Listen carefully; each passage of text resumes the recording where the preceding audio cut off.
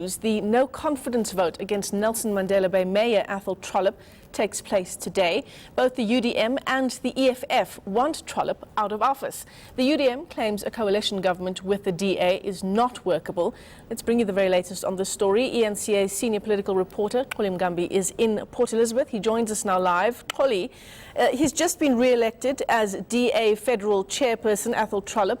And today, it's the no confidence vote. The last time we were at council chambers in Port Elizabeth, it was difficult to see whether this day today would in fact unfold. How do you see it playing out? Well, Michelle, it's hard to tell, but speaking to the Speaker of the Council, Jonathan Lavac, he was saying that, well, it's up to the members to ensure that they behave in a dignified manner and they do not repeat the scenes that we saw on the 29th. You speak about Athol Trollip coming out from a DA conference that took place over the weekend. He comes out a confident man, Michelle, because he has been re-elected into the position of DA federal chairperson. And so I wonder whether his confidence levels are going to be anything to judge him by coming into this no confidence motion that is going to be tabled against him here today. But speaking about disruptions, Michelle, I have with me two council members who time and again are seen as and when these disruptions do occur here in Nelson Mandela Bay. I'm going to start with the UDM's Mongameli Bobani. Let's talk to him now about whether or not a repeat of what we saw the last time, Mr. Bobani, is going to happen here today. You're one of those people that are constantly seen in the visuals, disrupting meeting. Your behavior, many people have said, is actually unbecoming. Are we going to see a repeat of that today? Well, firstly, let me just clarify the behavior. We didn't behave like the way you are saying. It was the Speaker's behavior that led to the situation where it was on our last council meeting. If the Speaker behaved the way the Speaker is supposed to behave in terms of running the council business, we could not find ourselves into that particular situation last week. I didn't behave the way Mr. Maimane behaved. You understand that Mr. Maimane was the one that was at the back of the council, whereby he was actually influencing his councillors and also making a lot of noise at the back. It's unfortunate that it comes out that I behave, but be that as may be, we can promise the residents of the Nelson Mandela Metro and the nation that council meeting today is going to be a disciplined council meeting. There's not going to be disruptions as long as the Speaker is running the council in a business manner. Mr. Bobani, if you're saying that your behavior has actually not been a problem, then why would you find the need to apologize? You've apologized at a local radio station here in Nelson Mandela Bay for your behavior and particularly for manhandling Deirdre Carter, who belongs to COPE. You have issued an apology. Why would you apologize then? Well, the apology that we have done is the apology towards Honorable Deirdre Carter. Remember, my statement was clear. I was not apologizing with the way the Speaker was running the council meeting and also the way I've done to Athol Trollip.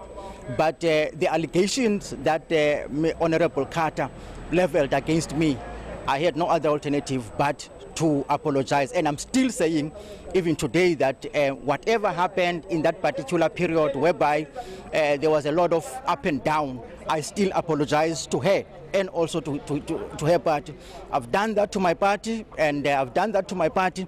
So my apology was just around that confusion that happens there, and then Honorable Carter find herself in that particular situation. So I don't regret that one. I'm still saying that I apologize to her. With regard to what you are saying about the council business, no, not at all, not at all. It was the Speaker that made the council to be unruly the way it was. All right, very quickly, Mr. Bobani, we are out of time. Talk to me about confidence levels going into this meeting.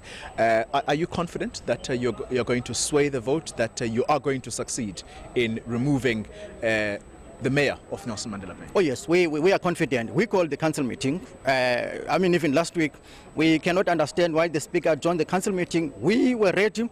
We're still ready even right now. We are going to remove Athol Trollip.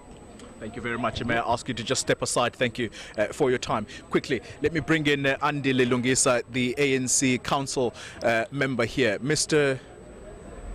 Lungisa, talk to me about what the agreement is with smaller parties like the UDM I've just spoken to. Have you changed your mind in regard to fielding a mayoral candidate here today? No, our position is very clear, also national, especially where we're sitting in the opposition benches. We supported the smaller parties. It becomes the responsibility of smaller parties to field whatever candidate for the mayor position, as the ANC will support the smaller parties. Mr. Lungisa, let me just sway your attention away from Nelson Mandela Bay issues. Last week, you were seen inside the Durban court supporting the former president, Jacob Zuma. I want to understand whether you went there in your personal capacity or you went there in your capacity as a member of the ANC, and why you chose to do that. No, I support President Zuma as a member of the ANC. Because when I was in Durban High Court, I never suspended my membership in the ANC. I was there as a member of the ANC. As I'm sitting here, I'm the member of the ANC. I will be buried as a member of the ANC. I was there in court, you must remember, in 2005 in Pretoria. I attended the NGC as a member of the ANC. I stood in that NGC. I raised my voice in that NGC that President Zuma must be supported. You must even remember the statement of the ANC in 2005 supported President Zuma. I still support President Zuma.